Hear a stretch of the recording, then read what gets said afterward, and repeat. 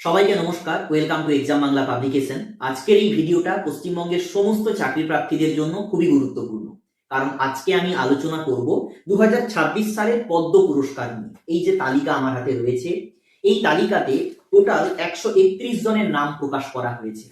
যারা চাকরি পরীক্ষার প্রস্তুতি নিচ্ছ তারা অনেকেই ভাবো একটা অ্যাওয়ার্ড যেখানে 131 জনের নাম প্রকাশ করা হয়েছে, তাহলে কি আমি 131 জনের নাম মুখস্থ করব, বা কোন কোন জায়গাগুলো থেকে আমি জেনে রাখলে বা পড়ে রাখলে সেখান থেকেই পরীক্ষায় প্রশ্ন কমন আমি পেয়ে যাব। কারণ 130 জন এর নাম মুখস্থ রাখা প্রায় অসম্ভব এবং সবটাও আমার দরকার নেই। তো সেই নিয়ে আলোচনা।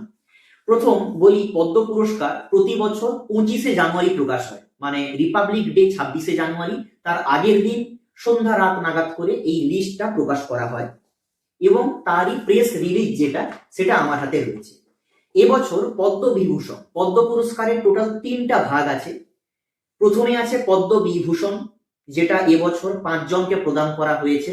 তারপরে রয়েছে পদ্মভূষণ। পদ্মভূষণ এবছর প্রকাশ দেওয়া হয়েছে 18, মানে 13 জনকে মতো দেওয়া হয়েছে।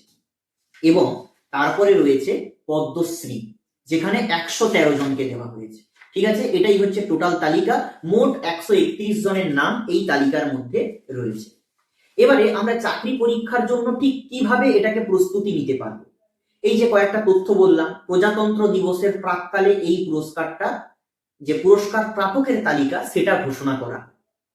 তাহলে এই প্রশ্নটা আসে সাধারণত, কোনো কোনো পরীক্ষায়ও এসেছে, সেন্ট্রালের কয়েকটা পরীক্ষা, যে নিচের কোন পুরস্কারটি ভারতের প্রজাতন্ত্র দিবসে প্রাক্কালে বা প্রজাতন্ত্র দিবসের সমসাময়িক প্রকাশ করা হয়, সেটা হচ্ছে পদ্ম পুরস্কার। এবারে আমাদের এই যে পদ্ম বিভূষণ, এখানে 5 জনের নাম প্রকাশ করা হয়েছে, এটা সবচেয়ে গুরুত্বপূর্ণ, কারণ ভারতবর্ষের মধ্যে দ্বিতীয় সর্বোচ্চ অসামরিক পুরস্কার হচ্ছে এই পদ্ম বিভূষণ। প্রথম সর্বোচ্চ সর্বোচ্চ অসামরিক অ্যাওয়ার্ড কোনটা, সেটা হচ্ছে ভারতরত্ন। এটা হচ্ছে দ্বিতীয় নম্বরে র্যাঙ্ক রয়েছে, এটার গুরুত্ব অনেক বেশি। এখানে 5 জনের নাম যে দেওয়া রয়েছে, এই 5 জনের নামটাকে ভালো করে রিসার্চ করতে হবে, যে এই মানুষগুলোকে কেন দেওয়া হয়েছে, এই মানুষগুলোর গুরুত্ব কি রয়েছে, সেই হিসেবে আমাকে খাতায় নোট ডাউন করতে হবে। যেমন প্রথম নাম রয়েছে ধর্মেন্দ্র সিং দেওল, সদ্য প্রয়াত বিখ্যাত অভিনেতা। তিনি আর্ট ফিল্ড থেকে পেয়েছেন, তার স্টেট হচ্ছে মহারাষ্ট্র। ওকে, তারপরে রয়েছে কে টি থমাস, যিনি পাবলিক অ্যাফেয়ার্স এবং কেরালা থেকে উনি বিলং করেন। এই ব্যক্তিটা কে, কারণ এত বড় একটা অ্যাওয়ার্ড পেয়েছেন, শুধু নামটা মুখস্থ রাখলে হবে না, আমাকে জানতে হবে এই ব্যক্তিটা কোন কাজের সঙ্গে যুক্ত। পরে হচ্ছে এন রাজাম, আর্ট কলা বিভাগে পেয়েছেন উত্তরপ্রদেশ থেকে। তিনি নিজে একজন বেহালা বাজান। ঠিক আছে, তারপর এখানে 5 নম্বরে একটা ইম্পর্টেন্ট আছে, শ্রী ভি এস অচ্যুতন নন্দন, পাবলিক অ্যাফেয়ার্স থেকে, কেরালা থেকে, এবং তিনি মরণোত্তর পেয়েছেন। এবং বলে রাখি, ধর্মেন্দ্র সিং দেওলও মরণোত্তর পেয়েছেন।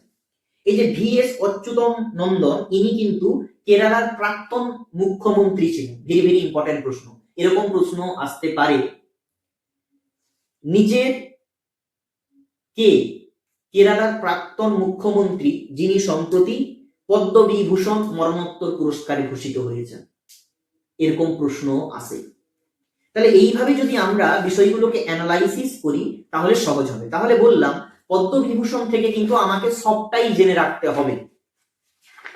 এখানে পদ্মভূষণ আসছে, এখানে টোটাল 13টা। অলকা ইয়াগনি, পপুলার এবং দক্ষিণী অভিনেতা সাউথের মামুতি, তিনি পেয়েছেন কেরালা স্টেট থেকে। এছাড়া বাকি যারা রয়েছেন সেগুলোকে রিসার্চ করে দেখতে হবে।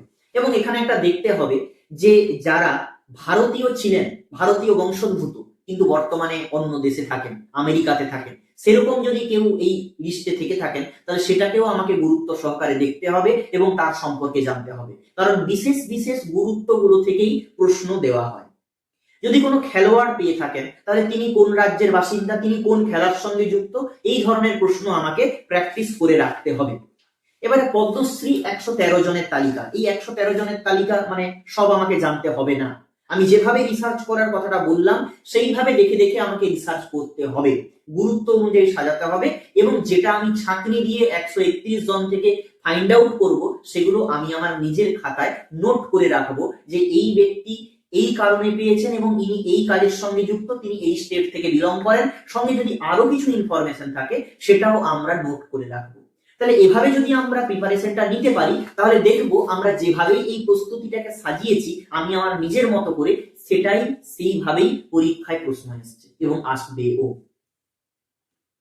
এইভাবে আমরা কারেন্ট অ্যাফেয়ার্সের প্রশ্ন শুধু নয়, প্রত্যেকটা চাকরির পরীক্ষার বই আমরা এইভাবেই পাবলিশ করি। এরকম ডেডিকেটেড ভাবে রিসার্চ করে ঠিক প্রশ্নটা কোন জায়গা থেকে আসতে পারে, কেমন আসতে পারে। তুমি যদি পশ্চিমবঙ্গের একজন চাকরি প্রার্থী হয়ে থাকো, ভালো গাইড বুক খুঁজছো বাংলা ভাষায়, তাহলে অবশ্যই তুমি এক্সাম বাংলা পাবলিকেশন ওয়েবসাইটটা ভিজিট করতে পারো। বিভিন্ন চাকরি পরীক্ষার জন্য এক্সাম বাংলা পাবলিকেশন ভালো ভালো গাইড বুক, প্র্যাকটিস সেটের বই প্রকাশ করছে। আশা করি সংগ্রহ করে প্রস্তুতি নিয়ে তোমার ভালো লাগবে। ধন্যবাদ।